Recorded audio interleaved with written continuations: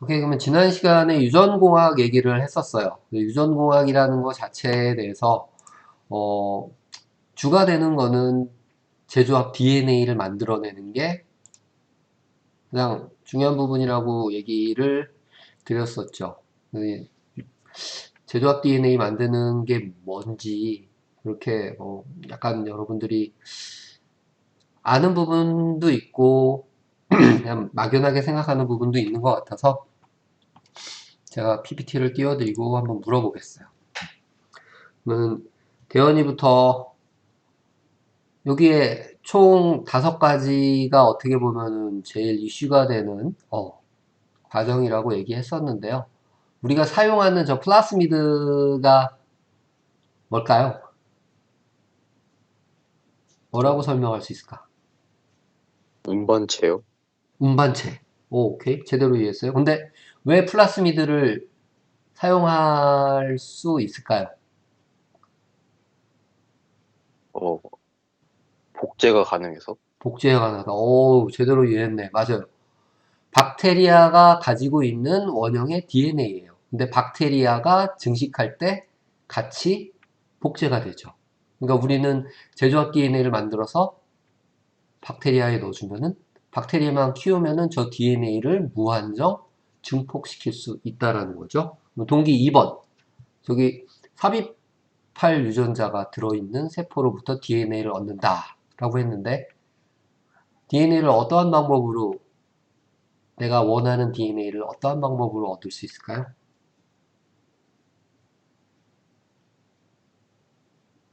플라스미드 얻었고 이제 유전자 집어넣어야 되잖아. 그 유전자를 어떻게 얻을 수 있다고 여기에는 안 써 있어요. 복제인가요? 김동기.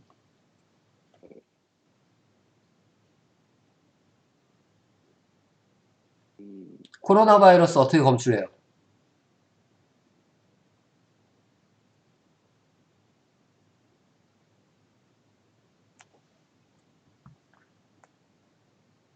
마이크 안 돼? 동기?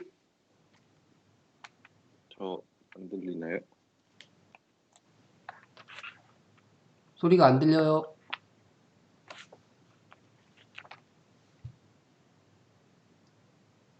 그럼 동기 안 되면 의평이가 얘기할까?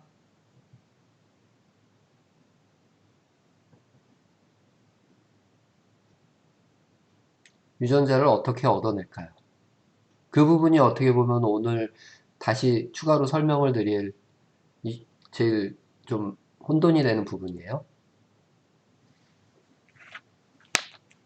의평, 동기,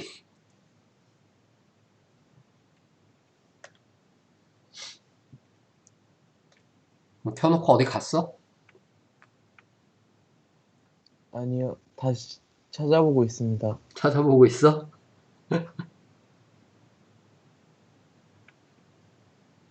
한국말로 해주세요. 어떻게 하면은 유전자가 이게 하나잖아, 하나. 하나면은 숫자가 작으니까 우리가 그거를 핸들링이라고 표현하죠. 손으로 이렇게 튜브나 이런 데서 조작을 할 수가 있어요? 없지. 아니요, 어. 그러면은 제일 먼저 해야 될 게 뭐예요? 코로나 바이러스가 우리 몸에 있는지 없는지 유전자가 검출이 돼야 되잖아. 네, 유전자가 조금밖에 없는데 그거를 검출하려면은 먼저 뭐를 해야 돼요?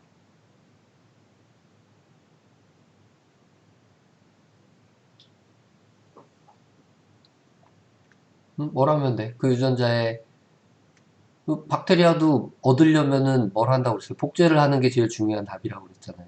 복제, 그치, 아니, 복제라는 거는 그냥 뺏기는 거고, 그거를 많이 하는 거를 뭐라고 그래요? 복제를 여러 번 하는 거. 번식, 어? 번식, 번식? 그거는 이제 생물적인 측면이고, 유전자는 숫자를 늘리는 거. 반복적으로 카피를 해서, 복제를 해서. 증, 그, 증식한다. 예, 유전자는 증식하지 않죠. 저희 생명이 아니니까. 증폭을 시키죠, 증폭. 그래서 한 카피에 있는 거를 내가 원하는 부분을 유전자 증폭을 통해서 잘라오게 되는 거죠. 바이러스도 똑같이 유전자 증폭을 통해서 있는지 없는지 알아낼 수 있는 거죠. 그거를 하는 게 PCR. 중합 효소로 체인 고리를 여러 번 반복을 해서 반응을 통해서 얻는 거. 폴리머레이즈가 중합 필성.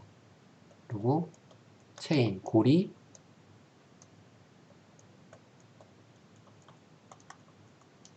폴리머레이즈 체인 리액션. 중합 고리 반응. 증폭을 해서 내가 원하는 A라는 유전자 부분, A라는 유전자만 대량으로 얻어서 확보를 했죠.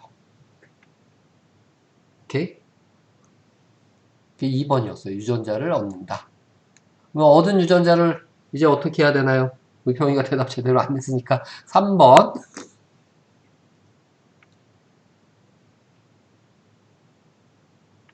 3번이 뭐 하는 과정이지?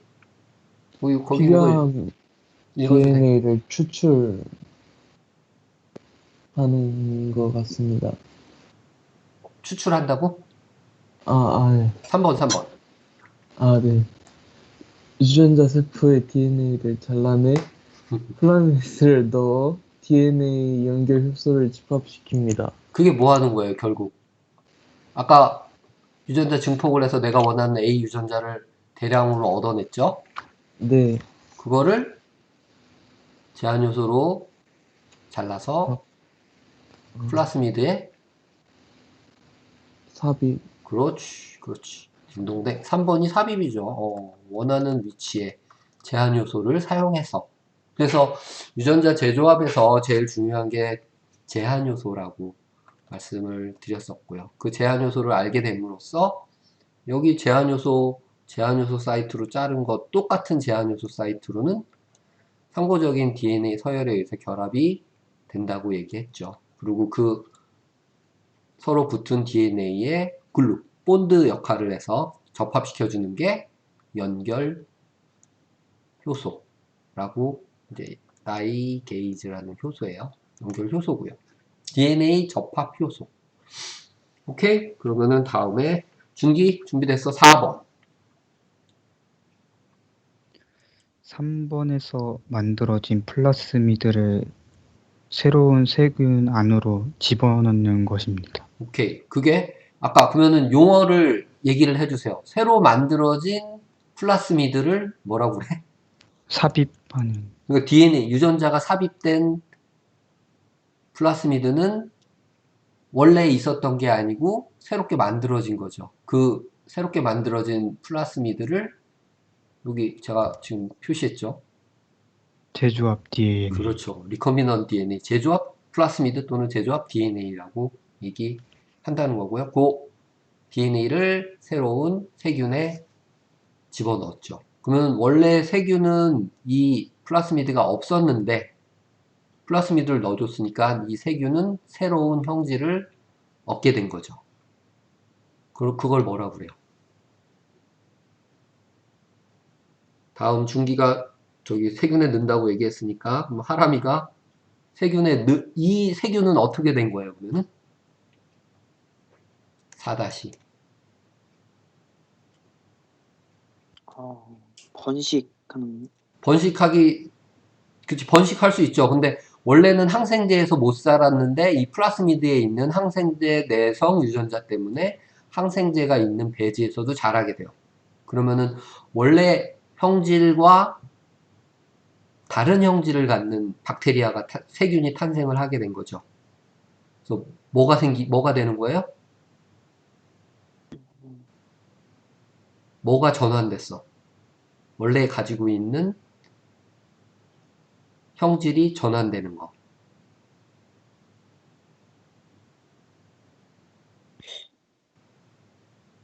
내 인병관인데 바짝 말라 있는데 운동을 한 3달, 6달 해갖고 월컵해서 근육 만들면은 힘이 세졌잖아요. 그럼 내가 원래 가지고 있는 형질이 바뀐 거죠. 사람이 바뀌지 않죠. 사람은 완전히 그렇게 바뀌지 않죠. 박테리아는 완전히 바뀌어요. 가지고 있지 않았던 새로운 형질을 가져요. 그거를 답 다 줬는데, 하람아. 어, 준기가 새로운 제조합 DNA를 새로운 박테리아에 집어넣어서 새로운 세균을 만들었어. 제조합된 세균. 그러면 이 제조합된 세균은 새로운 형질을 갖게 됐으니까 형질이 어떻게 된 거야? 형질이라는 거는 가지고 있는 형태, 성질.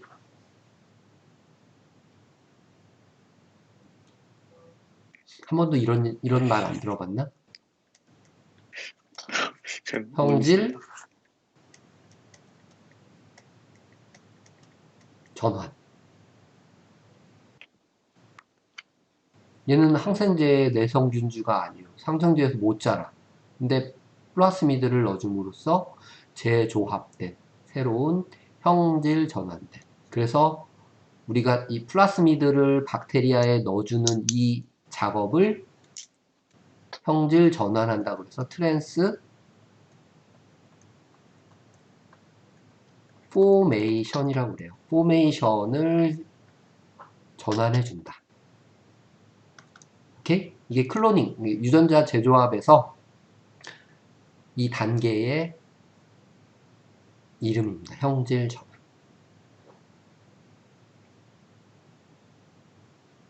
사람이 무슨 말인지 알겠지? 다른 친구들도? 새로운 네. 박테리아, 새로운 성질을 가진 박테리아를 만드는 단계. 오케이? 이렇게 해서 새로운 박테리아가 만들어졌어요. 그러면은 5번은 뭐 누가 해도 다 아는 세균이 증가할 때마다 재조합된 플라스미드가 계속 뻥튀기가 돼서 만들어진다는 거죠. 근데 하람이까지 해서 윤수 다음 질문. 그러면은 아까 유전자 내가 원하는 유전자를 DNA를 폴리머레이즈 체인 리액션 유전자 증폭 반응을 통해서 얻는다고 그랬어요. 근데 그렇게 얻어지는 DNA를 통째로 사용하지 못해요. 그 이유를 혹시 얘기해 줄 수 있을까? 좀 어려워요. 제일 어려운 부분이요. 이게 답이 될 수 있을까?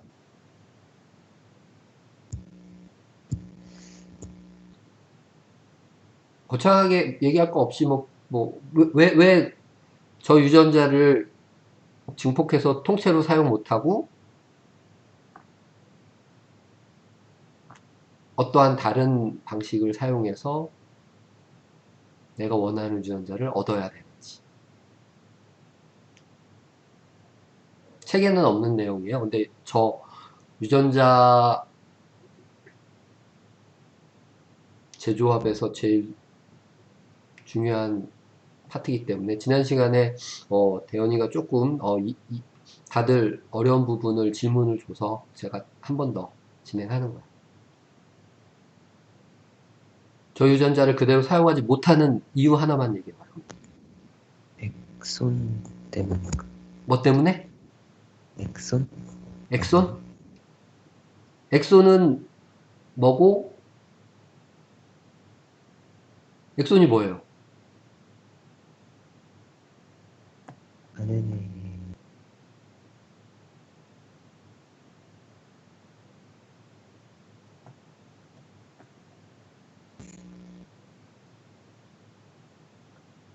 엑손.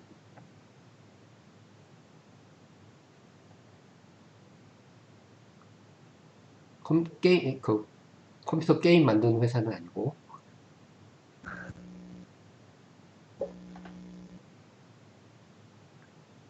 거의 비슷하게 갔어요. 그래서 제가 엑손이 뭐길래?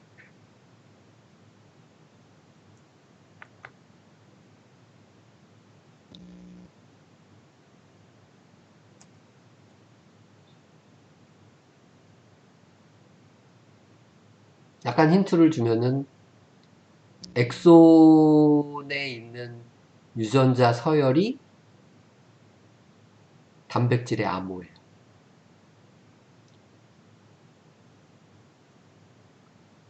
모든 DNA가 단백질을 만드는데 암호로 사용될 수 있다, 없다? 없어요. 모든 DNA가 다 사용돼요? 아니요? 어디만 사용돼? 어떤 부위만 사용돼요? 단백질을 만드는데 암호. 좀 전에 얘기했잖아요, 본인이. 엑손? 엑손. 그러면은 유나, 엑손 말고 뭐가 있어요?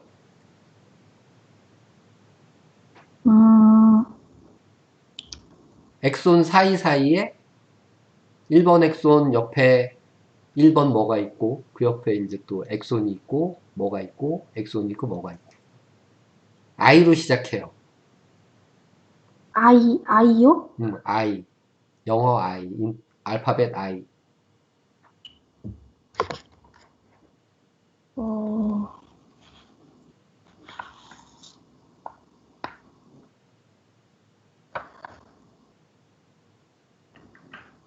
단백질을 만드는데 암호를 제공하지 않는 부분. 암호화되지 않는 부분.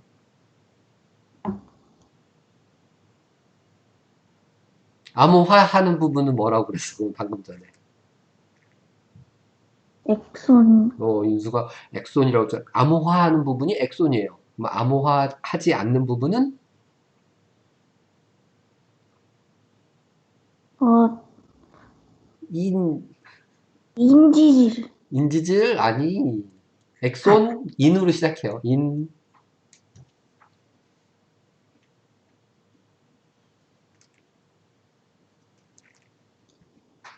어, 인트론이라고 들어봤어요? 인트론? 회사 이름도 있어요. 인트론. 못 들어봤습니다. 못 들어봤어? 뭐 지금 들어보면 돼요. 엑손? 뭐, 요 옆에는 인트론. 이게 진이라고 하는 거, 여러분이 DNA라고 하는 유전자가 이런 식으로 연결이 되어 있어요.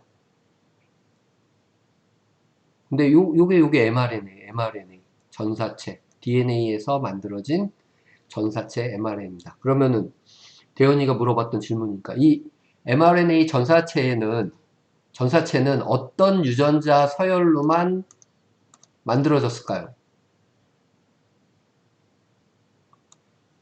1번, 2번.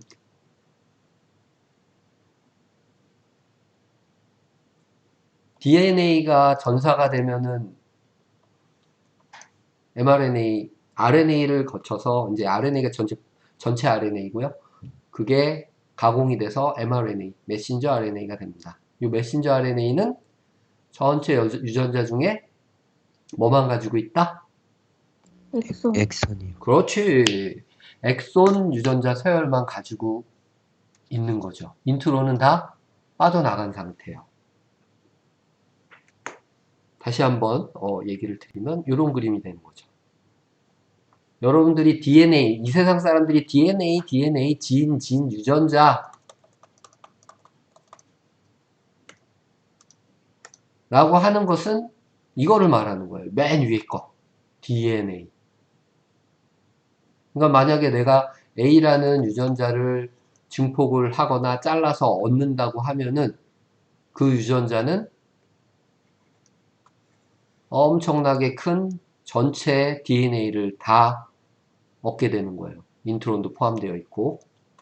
그러면은 이거는 너무 사이즈가 커서 내가 플라스미드에 집어넣을 수도 없고 유전자 발현도 되지 않아요. 근데 요 유전자가 전사가 되면은 원래 전구 RNA라고 불러요. 전구 RNA. 그래서 엑손과 인트론을 다 포함하는 RNA가 이렇게 RNA가 만들어지고요. 요 인트론 부분이 스플라이싱 된다고 하는데 빠져나가면서 엑손만 모여서 메신저 RNA가 만들어집니다. 그러면 얘네가 어디로 가? 여기까지는 핵이고요. 여기는 세포 질로 RNA가 나가는 거죠. 그러면 요 mRNA에서 단백질이 만들어지는 겁니다. 그러면 아까 요 앞에 그림에서 요 mRNA라고 하는 전사체는 요거를 의미를 하는 거죠. 그쵸? 여기까지 오케이? 그러니까 실질적으로 mRNA는 요 엑손 1번, 2번, 3번, 4번 암호화하는 단백질을 암호화하는 유전자 서열만 갖고 있는 거예요. 프로모터는 유전자 발현을 조절하는 조절 서열들이 들어있어요. 요 앞쪽, 뒤쪽 다 존재하고요. 근데 이 부분은 단백질을 암호화하는 유전자 서열로 사용되지 않아요. 절대로. 조절만 할 뿐이에요. 오케이? 그러니까 내가 어떤 특정 유전자를 얻고 싶으면 1번을 사용하는 게 아니고 2번을 사용하는 게 크기도 작고 실제 단백질을 만드는데 유리하다는 거죠. 근데 RNA는 우리가 DNA하고 다르다고 배웠잖아요. 그럼 RNA를 DNA인 플라스미드에 재조합해서 삽입할 수 있다? 없다? DNA와 RNA가 결합할 수 있어요? 없어요? 아무나? 없어요. 당연히 없죠. RNA는 한 가닥이고 DNA는 두 가닥이니까. 없어요. 그러니까 RNA를 가지고 뭘 만들어야 돼요? 두 가닥의 DNA를 만들면 되는 거죠. 이게 바로 전사, 그러니까 RNA에서 DNA를 역으로 만든다고 해서 역전사라고 부르고요. 역전사를 통해서 만들어진 DNA를 cDNA라고 부른다고 했어요. 그러면 이 cDNA는 인트론, 프로모터 다 빠지고 뭐만?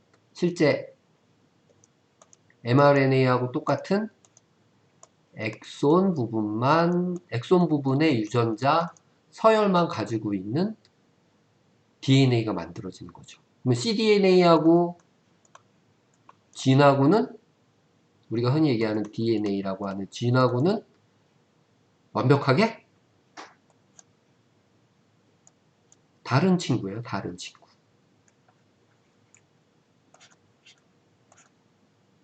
요거를 얘기하고 싶었어요. mRNA에는 인트론이 있다 없다? 없다. 없어요. 오케이. 그것만 확실하게 기억해 주시면 됩니다. 그러면은 여기에 삽입되는 유전자도 원래는 그런 부분들이 다 빠진 부분, 역전사를 통해서 만들어진 DNA를 사용을 하게 된다는 거죠. 여기서는 생략되어 있지만 그 부분을 알았으면 좋겠어서 좀 더 자세하게 설명을 드린 거니까 여러분이 알고 있는 DNA하고 RNA하고는 완전히 다르다고 해도 과언이 아니죠. 그쵸? 너무 어렵죠? 어렵죠? 근데 유전공학에서는 이게 제일 중요한 파트라고 말씀드렸고 분명히 기말고사에도 나올 것 같아요. 그럼 제가 실제 여러분들한테 굉장히 더 어려운 거를 보여드릴게요. 보이세요? 보이세요? 안 보이세요? 네. 보이시죠? 영어로 뭐라고 잔뜩 써 있는데 이게 실질적으로 NCBI로 펀메드라고 해서 미국의 보건원에서 운영하는 유전자 정보 사이트예요.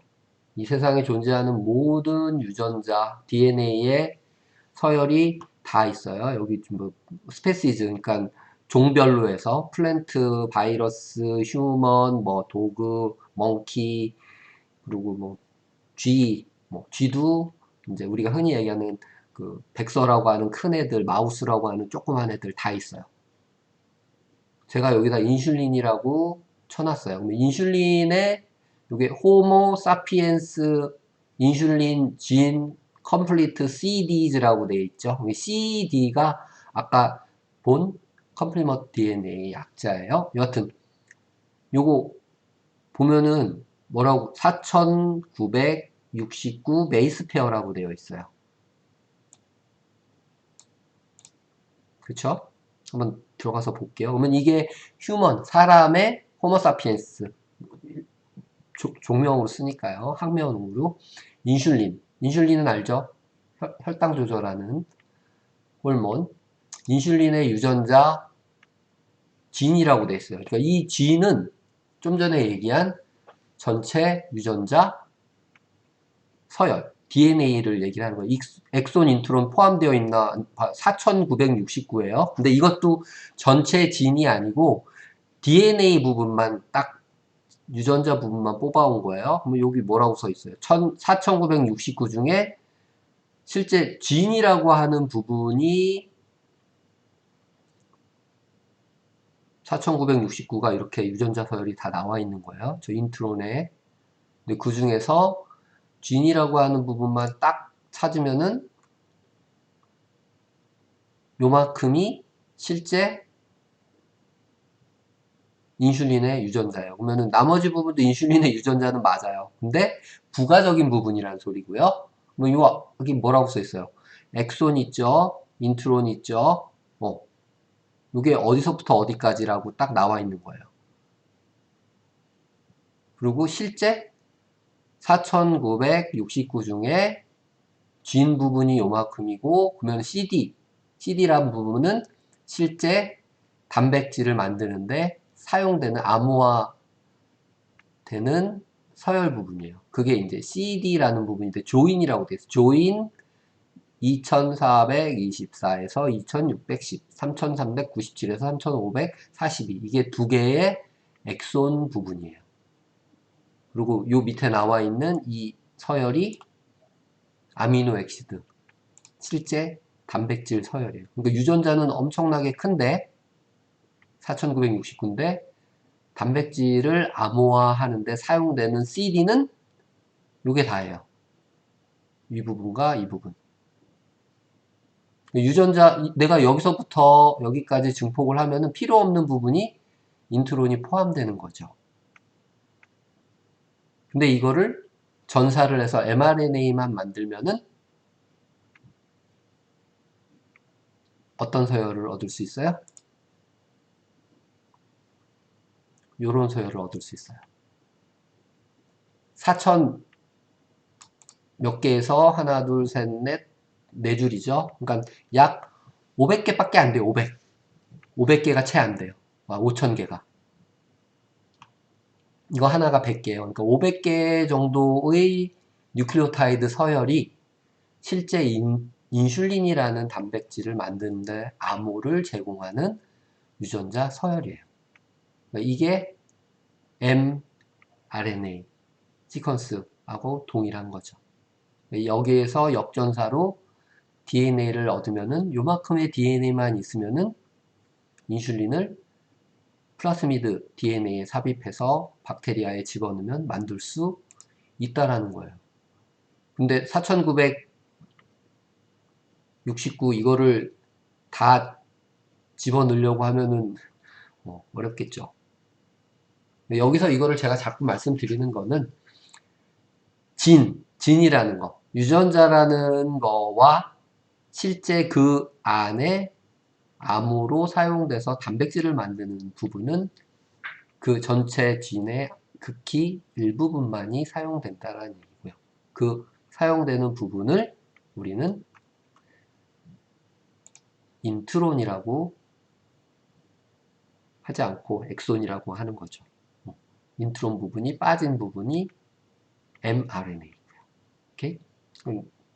트랜슬레이션이라고 돼 있죠. 그러니까 암호를 해독하면은 요 볼드 줄쳐져 갈색으로 표시되어 있는 부분을 3개씩 ATG, GCC 하나씩 3개씩 풀어 나가면은 이러한 아미노 액시드들로 암호가 해독이 된다는 거죠. 그럼 단백질이 만들어지는 거예요.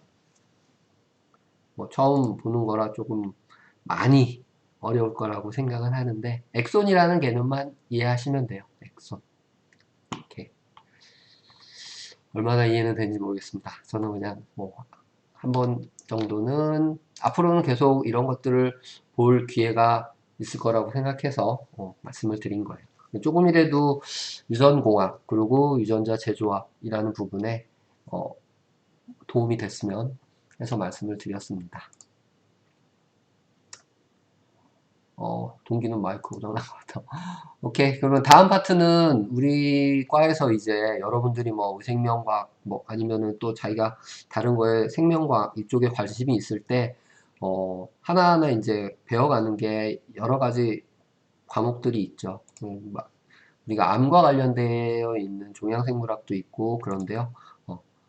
암은 다 알 거라고 생각하니까 아주 짧게 뭐 암에는 어떠한 종류가 있는지만 말씀을 드릴게요. 그래서 뭐 양성종양, 악성종양 그렇게 얘기를 하는데요. 식물에도 이렇게 암과 같이 이상적인 증식한 티슈를 갖고 있게 됩니다. 이게 뭐 식물은 퍼져나가지 않으니까 크게 문제가 없는데 사람 같은 경우는 또는 동물 같은 경우는 이 부분의 세포가 다른 쪽으로 전신으로 퍼져나가서 저런 것들을 만드는 거죠. 그거 우리가 이제 전이라고 표현을 하고요. 실제 암 발생하고 암 사망 뭐 추정치로 해서 2013년도에 미국에서 논문으로 발표한 건데요. 방광암 같은 경우가 뭐 72,000건이 발생이 된다고 그러면 15,000건 정도는 사망하게 된다는 그런 얘기고요. 아마도 제일 퍼센트가 높은 게 여기 전립선암 같은 경우도 굉장히 그렇게 높은 암은 아니에요. 근데 췌장암 같은 경우는 어때요? 45,000에서 38,000이에요. 그러니까 췌장암은 왜 이렇게 예후가 안 좋으냐 하면은 늦게 발견, 거의 3기 이후에 장기 자체가 고통을 느끼지 못해요. 단지 뭐 앞에서 배웠지만 췌장은 소화 효소를 만드는 그런 장기예요. 그래서 소화가 좀 잘 안 되고 속이 더부룩하고 뭐 그런 정도를 느끼는 정도이기 때문에 거의 말기에 발견이 돼서 발견했을 때는 이미 때가 늦은 상태가 되는 거죠. 그래서 이렇게 사망자 퍼센트가 굉장히 높은 그런 암이고요. 일반적으로 다른 암들 중에서는 가장 무서운 암이라고 얘기할 수 있습니다. 그리고 발병률로 보면은 여기 있듯이 뭐 여성 같은 경우는 이제 유방암, 남성 같은 경우는 이제 전립선암, 그리고 이게 허파, 폐암이죠. 폐암이 꽤 많아요. 그리고 여기 대장암. 이렇게 해서 한 4개 정도의 암이 성별로 해서는 전립선암, 유방암, 그리고 일반적으로는 대장하고 폐암이 많이 발생되는 그런 암들입니다. 암이 생겨나는 순서를 쭉 나열한 거예요. 상피세포가 부분적으로 변형이 된다. 뭐 알다시피 암세포라는 거는 원래 존재하는 세포가 아니고 기존의 세포가 돌연변이가 생기던지 아니면은 외부 환경의 자극에 의해서 뭐 가장 좋은 예가 위염이라고 할 수 있죠. 그러니까 위세포, 점막이 망가지면서 위세포에 직접, 상피세포에 직접적으로 뭐 위산이 닿으면은 거기에 세포가 아프면서 염증이 자꾸 생기죠. 그게 위염이잖아. 근데 나았다가 염증 생겼다, 나았다 염증 생겼다를 계속 반복을 하다 보면은 부분적으로 변형된 세포가 이렇게 만들어지게 됩니다. 이게 이제 변형세포죠, 변형세포. 이 변형세포가 상피에서 주변 세포들을 같이 변형시키면서 퍼져나가게 돼요. 그래서 이들 세포가 증식하여 이형세포 만들면서 이제 암세포 덩어리를 만드는데요. 이 상태를 이제 튜머라고 얘기합니다. 튜머. 그러니까 완전한 암은 아니고 변형된 세포의 덩어리 정도. 그리고 거기서 점점 더 퍼져나가면서 요 안쪽에 혈관 쪽까지 형성된 이형세포들은 빠르게 자라 국소 종양을 형성한다. 국소. 이제 특정한 부위에만 한정되어 있는 거죠. 이게 이제 양성종양이라고 하는 형태까지 자라게 되는 거고요. 그게 림프관이나 아니면 혈관. 암세포가 화학물질을 분비해서 암세포가 다른 조직과 림프계통, 혈류에 접근할 수 있도록 한다는 거죠. 이렇게 암종이 형성이 되면은 걔네들이 혈관을 끌어들여요. 혈관 생성 효소 같은 거, 뭐 VGEF라는 게 있는데, 베스큘라 엔도셀리얼 셀 그로스 팩터 VEGF 이런 애들을 분비를 해서 혈관을 자기 쪽으로 모이게 해요. 그래서 영양 공급도 받고 해서 더 빨리 자라고, 그러면서 분리가 돼서 혈관을 타고 온몸 전체로 퍼져나가게 되죠. 그게 이제 전이라고 하는 형태가 되는 거고, 그때는 악성, 우리가 흔히 얘기하는 뭐 양성종양은 이렇게 머물러 있는 상태라고 생각할 수 있어요. 그리고 어느 정도 피부 이제 상피 세포층 밑에까지 파고든 상태, 그리고 전이가 될 수 있는 상태로 암세포가 변해요. 이제 악성종양 형태가 되는 거죠. 전환 또는 발달 촉진 진행이라고 그랬는데, 뭐 여러 가지 발암물질이라고 하는 것들이 자극을 줄 수 있죠. 환경 호르몬도 될 수 있고, UV도 될 수 있고, 여러 가지 물질들이 환경 속에서 정상세포에 자극을 주게 되면은 호르몬 불균형, 뭐 면역체계 변화 또는 세포의 변화를 유발해서 돌연변이 세포가 생겨나게 되고요. 이 돌연변이 세포는 지속적으로 자기와 동일한 세포를 만들어내게 돼요. 그렇게 되면은 이제 비나인 말리그넌트 영어로 표현했는데 뭐 악성종양 상태로 변형이 되고, 그 세포는 얘네는 보통 50번 정도 증식하면은 세포가 스스로 사멸해요. 얘네는 절대 죽지 않는 무한 증식 세포가 된다는 얘기죠. 오케이. 뭐 햇볕을 너무 많이 쬐면은 암에 생긴다. 피부암. 그리고 뭐 암 절제 수술 그림 나온 거고요. 암을 예방하려면은 고기류 탄 거보다는 야채. 야채 너무 맛없죠. 야채도 구워 먹으면 맛있어요, 나름. 그렇습니다. 그러니까 뭐 암이 안 생길래 안 생길 수 없는 이유가 외부적인 자극에 대해서 우리의 세포가 변형이 되면 생기는 거기 때문에 그런 거고요. 아까 뭐 대장암은 여러분 잘 알다시피 식생활 습관이 굉장히 중요하고요. 폐암 같은 경우는 요즘 미세먼지가 워낙 많기 때문에 뭐 방법이 없어요. 아마 10년 뒤에는 폐암 환자가 엄청나게 늘어날 거라고 저는 혼자 예측하고 있습니다. 네. 그리고 특히 이제 흡연하는 학생들 같은 경우는 방광암, 흡연을 하면은 거기에 이제 타르나 여러 가지 먼지 물질들이 들어오는데, 거기에 가장 치명적인 장기가 방광이에요. 뭐 이게 이제 폴립이라고 하는데 결장, 대장 안쪽이죠. 뭐 우리 뭐 부모님들 같은 경우 대장 내시경 하면은 용종 띄어냈다고 얘기하는데, 이제 이게 위에도 생길 수 있고 아니면 결장경이 이제 대장의 항문 바로 위쪽, 직장 위쪽을 먼저 말하면 됩니다. 그리고 이게 이제 실제 유방암이 생긴 상태를 엑스레이를 찍어서 촬영한 형태고요. 여기 이렇게 하얗게 덩어리졌죠. 이게 암종이 자라기 시작하는 거예요. 똑같아요. 이제 저렇게 해서 커지다가 안쪽에 임파선이라고 하는 림프관을 타고 온몸으로 전이가 되는 그런 암입니다. 오케이?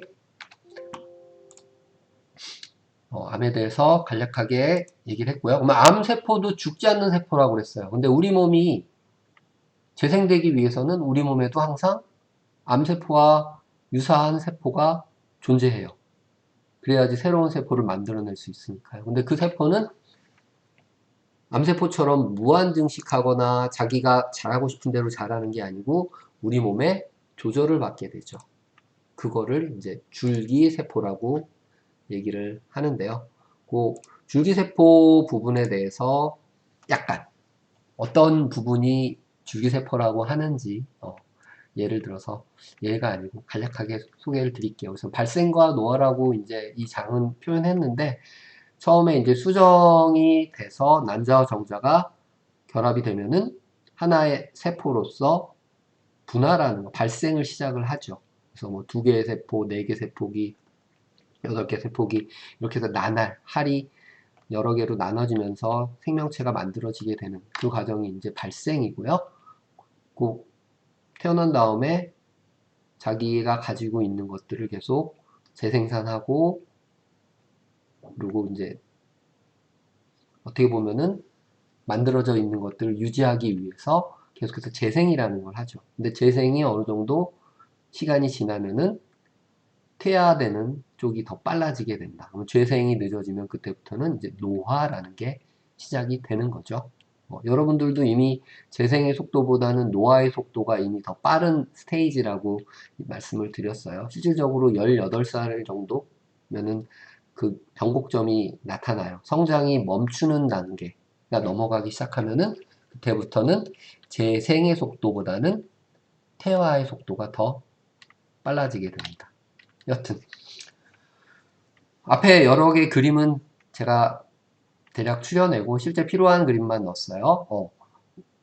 실제 난소에서 하나의 난자가 배란이 되고 이 안으로 자궁 쪽으로 넘어오게 되죠. 근데 이때 이제 정자가 들어가서 수정이 되면은 이런 수정란이 만들어집니다. 그리고 수정란이 실제 착상을 위해서 자궁 쪽으로 이동을 하면서 나날이라는 걸 시작해요. 나날이라는 게 하나의 세포에서, 그러니까 하나의 세포에 난자가 가지고 있는 유전자,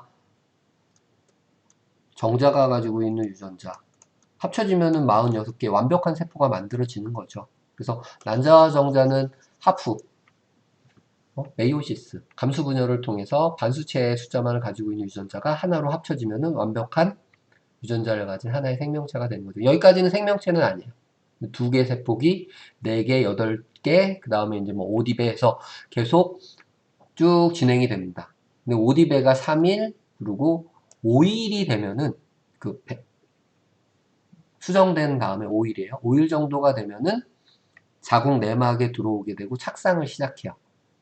그게 이제 이 5일째부터 뭘로 취급한다?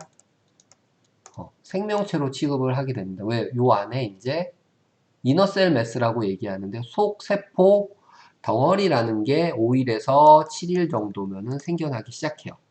근데 실제 생명체를 만드는 줄기세포라고 하는 게 바로 요 이너셀 매스예요. 이게 배아 줄기 세포라고 하는 겁니다. 배아줄기 세포는 많이 들어봤을 거 아니에요. 안 들어봤어요? 휴먼의 배아줄기 세포를 얻으려면은 실제로 강제 배란을 해서 시험관에서 수정을 시키는 거예요. 수정을 시켜서 5일 정도가 지나서 5일에서 7일 정도가 되면은 이 안쪽에 세포가 만들어지면서 이너셀 매스, 배아줄기 세포가 형성이 돼요. 요거를 뜯어내는 거예요. 그래서 배양을 하면은 그게 우리가 알고 있는 배아줄기 세포가 되는 겁니다. 그래서 how humans embryonic stem cell are derived, 어떻게 요 휴먼 사람의 배아줄기 세포가 얻어지느냐? 수정란, 인비트로 퍼틸라이제이션이라고 그랬었죠. 그래서 이게 수정을 하는데 어디서 수정하는 거예요? 인비트로 튜브. 우리가 수정관 아이라고 얘기하는 수정관 상태에서 수정을 하는 거예요. 그러니까 따로 난자를 얻고 정자를 얻어 수정을 시키고, 여기 있듯이 한 5일 정도가 되면은 이거 블라스토시스트라고 하는 상태가 되고, 그 안에 이너셀 매스가 자리 잡기 시작합니다. 요게 바로 배아 줄기 세포고요. 요거를 얻어서 배양을 하는 거예요. 그러면 얘는 뭐가 될 수 있다? 모든 세포가 될 수 있어요. 모든 세포. 여러분들이 혹시 외배업, 내배업, 중배업 들어봤는지 모르겠어요. 이 배아 줄기 세포가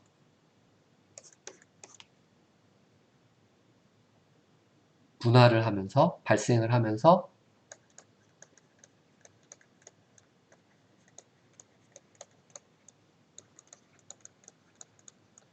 서로 다른 주머니를 만들게 돼요. 그리고 그 주머니에서 우리가 가지고 있는 장기, 뭐 내배엽은 안쪽, 외배엽은 바깥쪽, 중배엽은 중간, 각각의 장기들로 만들어지는 거죠. 그래서 이 배아줄기세포를 얻어내면 무엇이든지 만들 수 있다고 사람들이 생각하고 연구를 하고 있는 거예요. 근데 어때요? 이 그림을 보면은 극히 실험적인 측면에서 접근이 가능하지만 이 그림을 보면은 생명체예요, 엄연한. 그러니까 실제 사람에서 저렇게 얻은 줄기세포를 사용하지는 않아요. 시험관 안에서 인공수정을 통해서 만들어내죠. 하지만 난자는 실제 사람한테서 얻어내야 되는 거죠. 과배란 주사 맞고 이래서 실제 뭐 임신 안 되신 불임이나 난임이 있는 분들이 시험관 아기라는 거를 하기 위해서 똑같은 방식을 택해서 합니다. 난소에서 배란을 원래는 하나씩만 해야 되는데 배란 촉진 주사 같은 거를 맞으면은 과배란으로 여러 개를 배란시켜서 인공수정을 하는 거죠. 그리고 그거를 착상을 시키는 거예요. 그러니까 시험관 아기를 할 경우에는 쌍둥이, 뭐 두 쌍둥이, 세 쌍둥이 많이 생겨나는 이유가 실질적으로 여러 개의 수정란이 착상이 되는 경우가 발생을 하는 거죠. 그래서 시험관 아기에서 태어난 아기들은 일란성 쌍둥이보다는 이란성 쌍둥이가 많아요. 그러니까 하나의 요 배아가 된 상태에서 이게 갈라지면은 일란성 쌍둥이고요. 여러 개가 아기가 만들어지면은 이란성, 서로 다른 세포가, 난자가 생성이 된 거니까. 여하튼 뭐 너무 많이 갔는데 이게 바로 배아 줄기 세포다. 이너셀 매스. 뭐 아까 말씀드린 그 블라스토시스트 상태가 되면은 이제 착상을 시작하고 자궁벽에 파고들면서 자리를 잡고 요 이너셀 매스가 아까 주머니를 만든다고 그랬었죠. 속세포 덩어리가 실제 생명체를 만들어내기 시작합니다. 발달 중인 배아라고 그랬었죠. 우리가 이제 배아라고 하는 게 이게 이 부분이 생명체가 되는 거예요. 성장한 아이고요. 그래서 이 배아가 나중에 주머니를 나눠서 만들어지게 되는데 말씀드렸듯이 외배엽, 중배엽, 내배엽해서 세 개의 파트를 나눠서 부분을 나눠서 주머니를 만들게 돼요. 뭐가? 배아줄기세포가. 이너셀 매스. 그래서 외배엽은 뭐 표피, 털, 손톱, 땀샘, 그리고 뇌, 머리 쪽, 뭐 척수, 외신경, 척수신경, 망막, 속, 귀, 코, 치아 이런 것들을 분할을 시키고요. 그러니까 이게 다 하나의 배아줄기 세포에서 되는 거예요. 그러니까 우리가 배아줄기 세포를 얻어서 무엇인가 모든 것을 만들 수 있다라고 생각하는 게 얘네들이 다 이렇게 해서 생명체를 만들기 때문에 중배엽은 이제 안에 진피, 몸의 모든 근육, 그리고 연골, 뼈대, 일반적으로 몸의 구조체를 만드는 게 중배엽이라고 생각하시면 됩니다. 혈액, 혈관, 생식기관, 콩팥, 결합조직, 뭐 빠져있지만 뭐 심장 이런 것도 그리고 내배엽, 소화기, 호흡기, 내층, 요도, 방광, 쓸개, 간, 이자, 갑상샘, 부각선생, 가슴샘 이런 쪽으로 세포가 분할을 하게 되는 거죠. 발생이라고 표현했죠. 책 앞에서. 또 그림으로 실제 보면은 이렇게 주머니를 달리해서 외배엽, 중배엽, 내배엽으로 나눠서 줄기세포가 배를 형성을 하게 되는 거고 그게 계속 발생되면서 각각에 해당하는 장기를 만들게 되는 겁니다. 그래서 여기 아까 외배엽에서 신경을 만든다고 그랬었는데요. 이렇게 계속 자라나오면서 여기가 이제 우리가 흔히 얘기하는 척수라고 하는 중추 쪽에 신경을 형성을 하게 되는 겁니다. 신경관이 만들어졌죠. 이게 이제 외배엽에서 만든 거예요. 이게 중배엽, 내배엽 부분이죠. 신경관의 형성, 나중에 뭐 신경이 될 신경능선도 형성된다. 그래서 이 신경관을 형성되는 게 굉장히 중요한 그런 파트라고 그래요. 여기 있듯이 17일 된 상태고요. 그러니까 실제 생명체라고 칠 수 있는 단계가 5일 이후 착상된부터는 이제 생명체라고 생각을 하는 거라 그 수정란을 임의로 연구에 사용할 수 있는 단계가 5일 이전까지라고 생각을 하시면 됩니다. 오케이? 좀 더 그림으로 나눠봤어요. 아까 외배업, 내배업, 이제 중배업 해서 쭉 분리를 해 놓은 거죠. 외배업은 피부, 뉴런, 색소. 그리고 이쪽에 이제 생식 세포를 만들 수 있는 거고요. 그 중배업 쪽이 심장, 근육, 신장, 적혈구 뭐 이런 쪽 순환기 시스템과 관련된 거. 그리고 내배업이 폐, 췌장, 갑상선, 그 내장 쪽이라고 생각을 하시면은 거의 맞습니다. 장기 쪽은 중배업. 그걸 외우라는 게 아니고 중요한 건 이거죠. 배반포, 블라스토시스트에서 이너셀 매스. 이게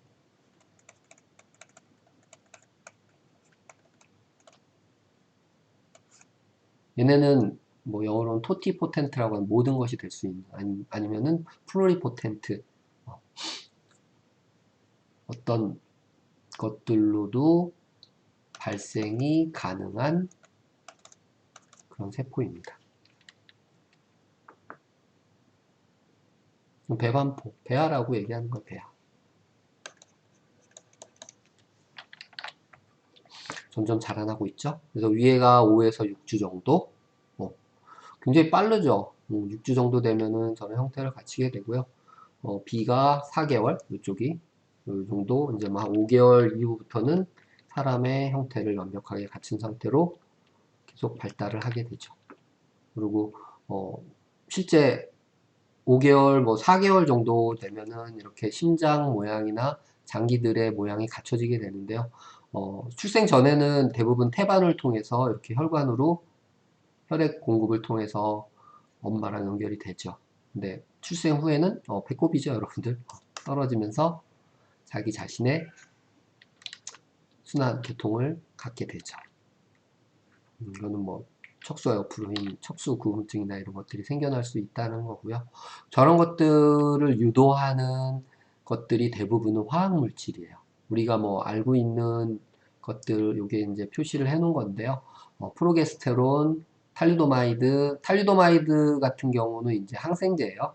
근데 제일 많이 사용했던 게 이 탈리도마이드는 여러분들 모닝식이라고 영어로는 얘기하는데 입덧을 예방해주는 약이에요. 원래는 1950년대에 개발이 됐는데 굉장히 효과가 좋은 약물인데 이게 그러니까 어떻게 보면 화학물질이 두 가지 형태를 갖는 아이예요. 그래서 하나 A형, B형이 있는데 이게 섞여 있으면은 문제를 일으키는 거죠. A형, B형에서 A형은 돌연변이를 유발하고요. B형은 입덧을 예방해줘요. 근데 요거 두 개가 분리가 안 되면은 기형아가 생기는 거죠. 팔다리가 짧거나 없거나. 그래서 1950년대 미국에서 굉장히 이슈가 됐던 약 중에 하나예요. 여하튼 풍진 바이러스, 풍진이나 볼거리. 저는 이 풍진 바이러스는 태반을 통과해서 태아로 들어가서 사상을 시킵니다. 그리고 알코올, 방사선 문제가 되겠죠. 돌연변이를 일으키는 그런 물질들입니다. 다. 그리고 이제 약물로는 아스피린, 항생제, 인슐린, 결핵약, 그리고 항히스타민.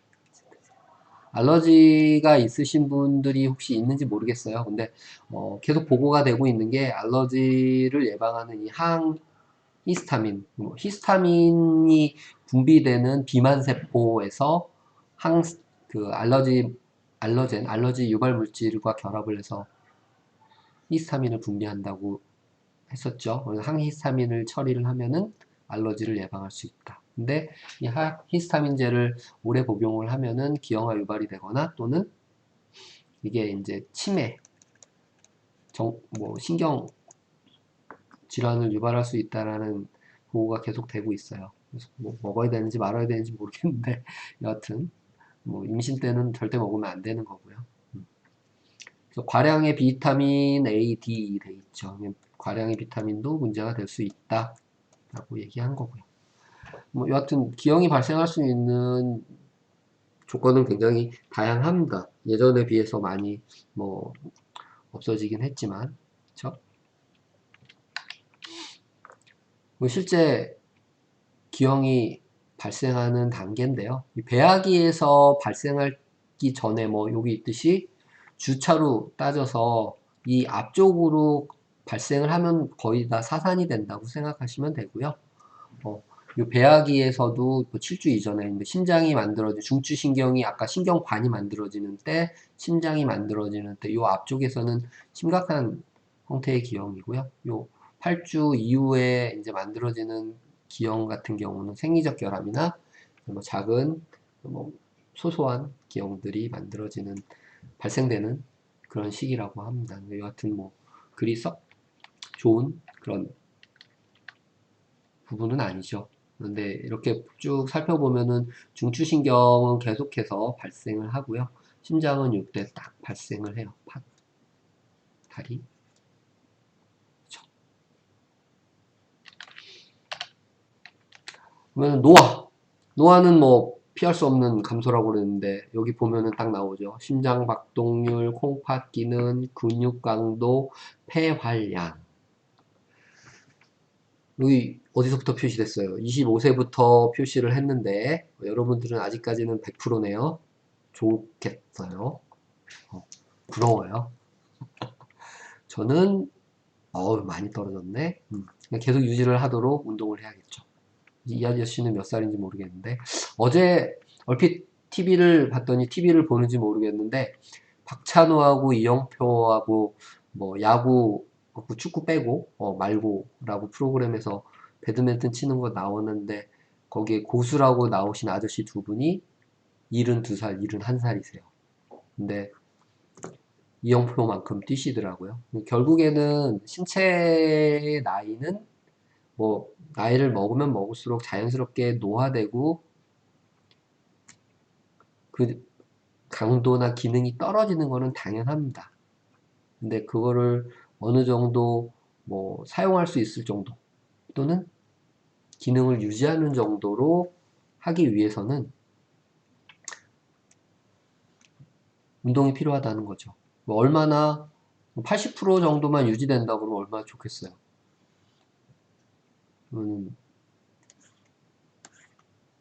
언제부터 떨어지는지는 눈으로 확실히 보셨을 테니까 80% 기준으로 했을 때 요 시기에 열심히 뭔가를 해야겠죠. 운동을 하든 뭐 하든. 이렇게 뭐 부모님들께 꼭 말씀드리세요. 아무리 바쁘시더라도 그때부터 준비를 하셔야 노후에 건강하실 수 있습니다.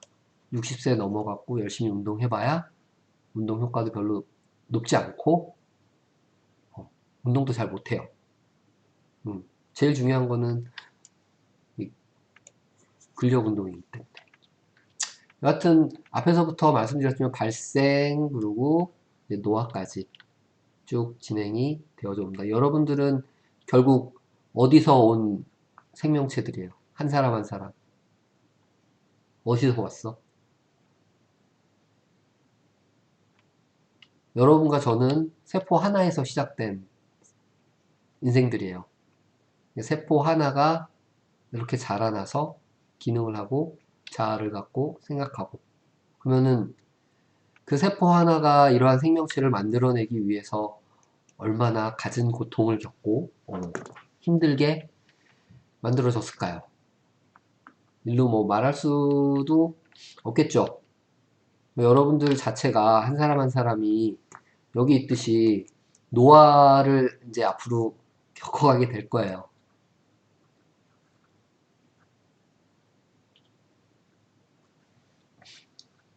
안 늙을 것 같아. 니네들은 다 늙어요. 여러분들도. 여하튼 하지만 항상 몸을 건강을 유지하시고 제가 뭐 마지막으로 하려고 했던 얘기는 세포 하나에서 이렇게 훌륭한 생명체로 그리고 건장한 어른으로 자라나셨으니까 자신이 어떠한 자아를 갖고 어떠한 생각을 갖고 바른 생각으로 좋은 생각으로 남들보다 나 자신을 많이 위해주고 사랑해주고 소중한 존재임을 잊지 마시고 그 소중한 존재를 더 빛나게 스스로 만들어 갔으면 하는 바람이 있어요. 그래서 요 21장 인체 생명과학에서 이제 생명과학 개론의 마지막 장을 마무리를 했습니다. 그래서 이제 좀 있으면은 크리스마스가 오겠죠. 한 학기 동안 수고들 하셨고요.